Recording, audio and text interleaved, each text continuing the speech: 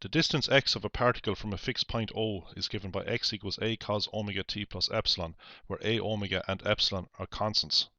Since we're dealing with a cos function here, we see that x could be positive or negative depending on what t is. Omega and epsilon are fixed numbers, but t can vary. So when we say the distance, we could be dealing with a positive or negative quantity actually, depending on whether the particle is to the right of O or whether it's to the left of O. O corresponds to x equals 0. So x could be positive or negative. We want to show that the motion of the particle is simple harmonic. We showed in earlier videos that if a particle is undergoing simple harmonic motion, then its position is given by a function of the form a sine omega t plus phi. So its position is given by a sinusoidal function. And I explained earlier that the sine function could be replaced with a cos function and it won't make any difference. Well, we're going to show that in this question. This function satisfies the equation of motion for simple harmonic motion. The equation of motion is F equals minus kx. Well, by Newton's second law, the resultant force on the particle is the mass of the particle times its acceleration. Its acceleration can be written like this, x double dot. That's Newton's second law. And by Hooke's law, the resultant force is minus k times x. Well, if we're talking about a spring, we would call this Hooke's law, but we don't necessarily have to be talking about springs actually. So the resultant force F is proportional to the position of the particle. I should say the magnitude of F is proportional to the position of the particle. If we double the distance or position of the particle, then we double the resultant force acting on the particle. As for the directions of F and x, they are opposite. If x is pointing in one direction, then F will be pointing in the opposite direction, because we multiply x by a negative scalar, which reverses the direction of x. This is a scalar. K is always positive. For a spring, K is called a spring constant, but there could be other situations where a particle undergoes simple harmonic motion but is not attached to a spring, so K doesn't necessarily have to refer to a spring. But anyway, K is positive, which means that minus K is always negative. We covered all this in previous videos. Another way to write the equation of motion is to divide across by m, and then we see that the acceleration, x double dot, or I can just write a for acceleration, is proportional to x. Well, the magnitude of the acceleration is proportional to x. So if we double the magnitude of x, we double the magnitude of the acceleration. So the acceleration and the force are the same vector, except for a scaling by the positive scalar m. So if the resultant force is pointing, say, in this direction, then the acceleration will be pointing in exactly the same direction, but it will be scaled by m. So, you know, the acceleration might look like this. And if we multiply the acceleration vector by m, we get f. F is just m times the acceleration vector. So here we're talking about the resultant force on an object. By Newton's second law, it's mass times the acceleration vector. So a and f are the same vector. They're pointing in the same direction except for this scaling by the positive scalar m. M is always positive, of course. So to show that this function here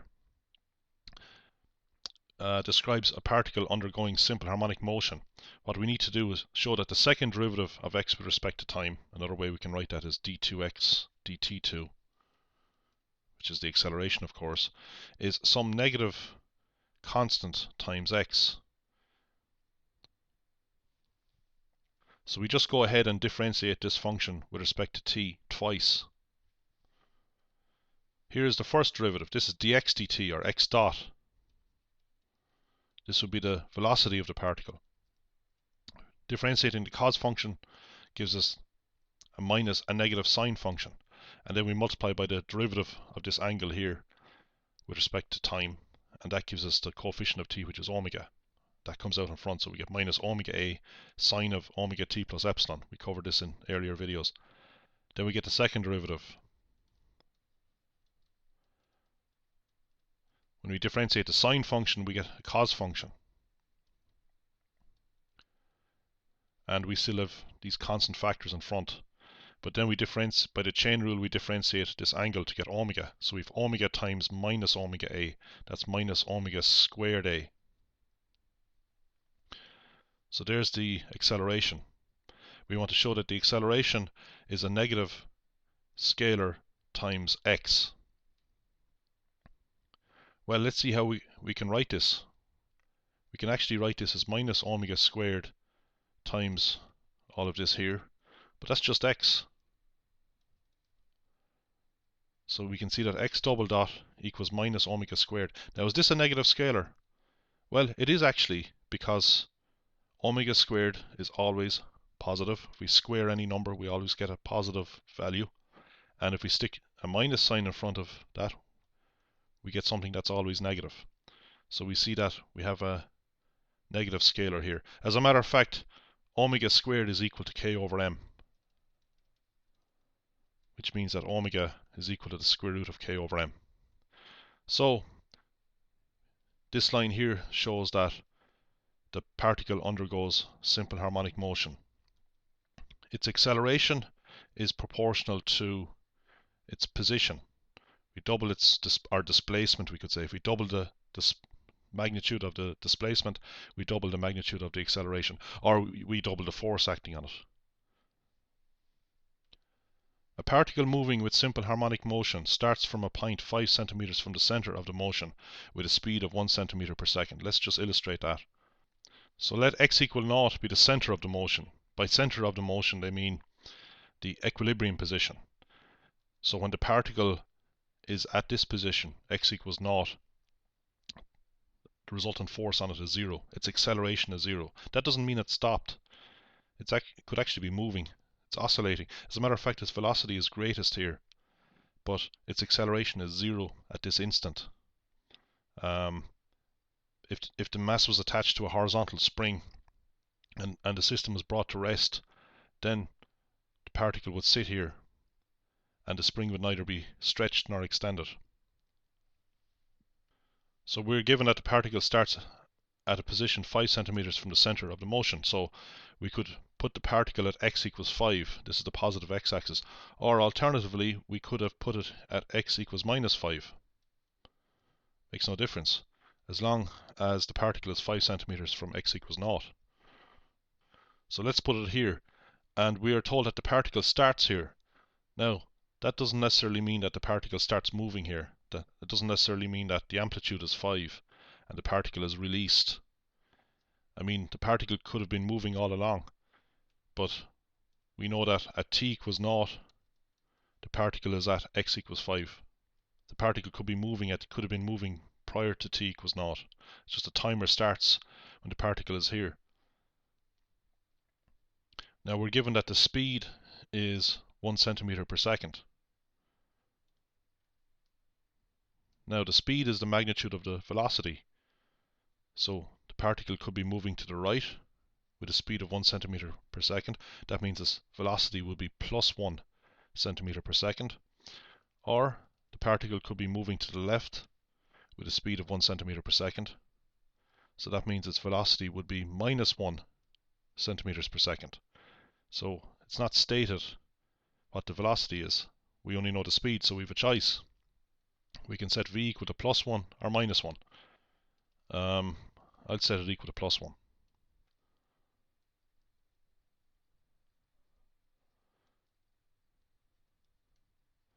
But everything should work out if I had chosen minus 1 for v.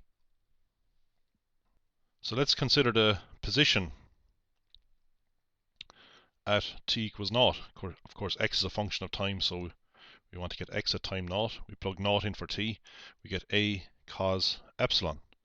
The omega t drops out. And we are given that the position is 5. Now I could have chosen minus 5 for the position, but I've decided to choose plus 5. It doesn't matter since it's not specified. that the position is plus 5 or minus 5. It's just given that the distance is 5.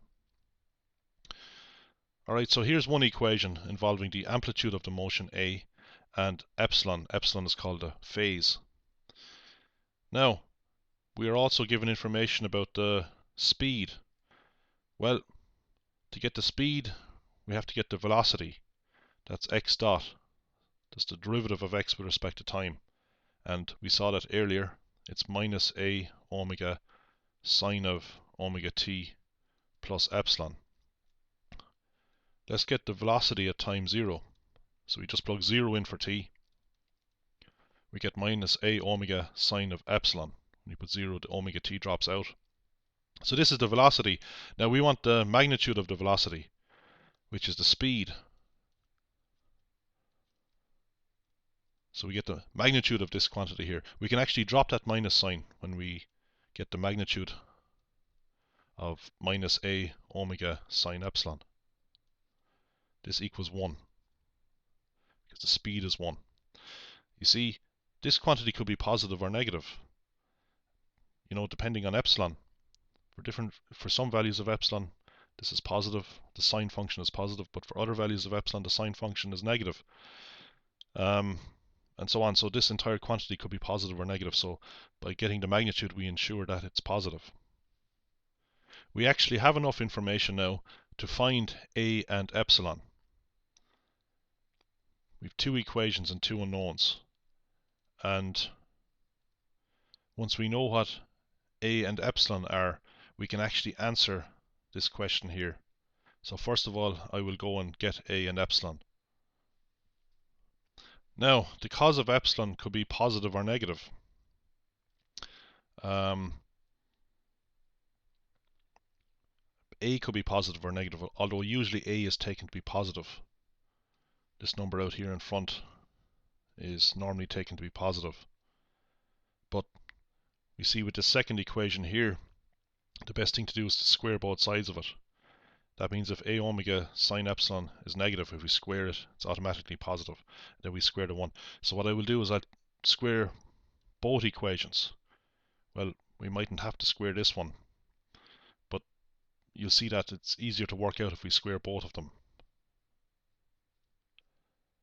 If we square this second one here, we get a squared omega squared sine squared epsilon equals 1 squared, which is 1.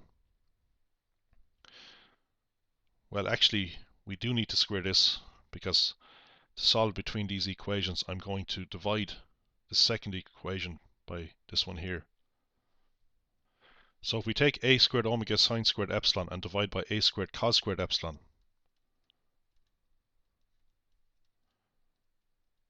the a squareds cancel out. Sine squared epsilon over cos squared epsilon is tan squared epsilon, because tan epsilon is sine epsilon over cos epsilon. So we get omega squared tan squared epsilon equals, we put the right hand side of this equation over the right hand side of the one above it, so we get 1 over 25. Now we're given that the period of the motion is 11 seconds. The period denoted by capital T from previous videos we know is 2 pi over omega. And here we're given that T is 11. So that tells us that omega must be 2 pi divided by 11. We just interchange omega and 11. So we can plug 2 pi over 11 in for omega. So plugging this in for omega, we get 2 pi over 11 all squared. Then I divide it across by omega squared. So that's the same as multiplying both sides by 11 over 2 pi squared. So that's tan squared epsilon. So to get the tan of epsilon, then we have to get the square root of this number. And the square root could be positive or negative. So we get tan epsilon equals plus or minus 11 over 10 pi. The square root of 25 is 5. We'll have a 2 pi here, so we get a 10 pi in the denominator. So we get two values for epsilon, depending on whether we take tan epsilon to be the positive square root, which is plus 11 over 10 pi, or tan epsilon to be the negative, which is minus 11 over 10 pi. For this equation, epsilon is plus 0.3368. That's epsilon to 4 decimal places. This is in radians, of course. And for this here, epsilon is just minus 0.3368 radians. So with these values of epsilon, we can go back and find out what A is. We can plug into this equation here. So we plug 0.3368 into this equation here, and we get A equals 5 divided by the cos of 0.3368. That gives us plus 5.3. Now A is normally a positive number. A is the amplitude. But if we were to use the other value of epsilon, the negative value of epsilon, it won't actually matter, because the cos of a negative angle is just the same as the cos of the angle. So putting a minus sign in front doesn't change anything. So the cos of minus 0.3368 is the same as the cos of plus 0.3368. Now we want to find the maximum speed of the particle correct to 2 decimal places. Well, the velocity is given by x dot. That's the first derivative. It's minus a omega sine omega t plus epsilon. So the maximum velocity, so this is the velocity here, is actually a times omega, because the sine function lies between minus 1 and plus 1. It doesn't matter what this angle is. The maximum value of the sine function is plus 1. So the maximum value of v will be the magnitude of this quantity here. We just make it positive. So we have a omega. A is positive and omega is positive. So a is 5.3 and omega we worked out earlier. We were given that the period is 11. The period is 2 pi over omega, which is 11. So we saw earlier that omega was 2 pi divided by 11.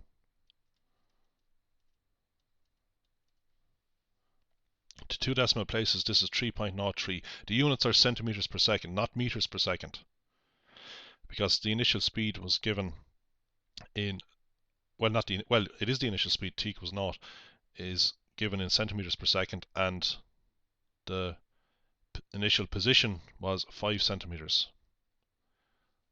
So the units were centimeters. Here is another way that we could find A. We need A to find V max. We saw earlier that the magnitude of A omega sine epsilon equals 1, because the speed is 1. The speed is the magnitude of the velocity. Well, we could just ignore these absolute value signs and just write down A omega sine epsilon equals 1.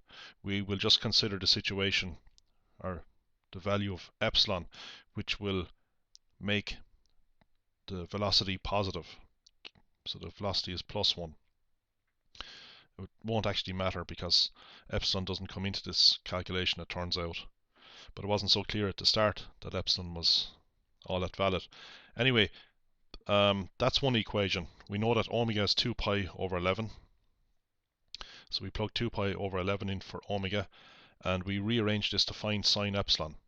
So we multiply both sides by 11 over 2 pi a. The second equation we had was that a cos epsilon equals 5. We rearranged that to get cos epsilon. That's 5 over a. We could draw a right angle triangle. We could show epsilon as an acute angle. It doesn't actually matter. The cos of epsilon is adjacent over hypotenuse, which is 5 over a, which means that the side opposite epsilon can be worked out from Pythagoras. It's the square root of the hypotenuse squared minus 5 squared.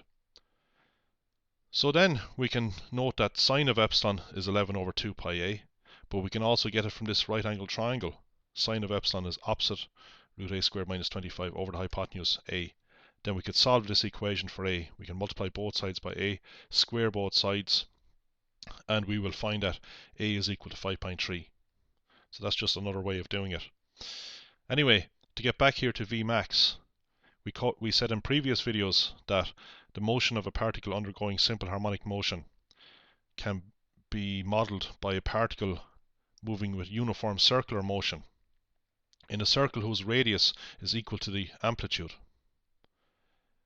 We know that the speed of a particle undergoing uniform circular motion is v equals the radius times omega, where omega is the angular frequency or angular speed of the particle. So it's omega times a. So you could just memorize that from uniform circular motion. The speed of a particle undergoing uniform circular motion is the same thing as the maximum speed of a particle undergoing simple harmonic motion. So this point is the projection of a particle undergoing simple harmonic motion. So the particle could be moving up and down with simple harmonic motion, or it could be moving horizontally with simple harmonic motion. And we look at its projection, or we look at the projection of a point on the circle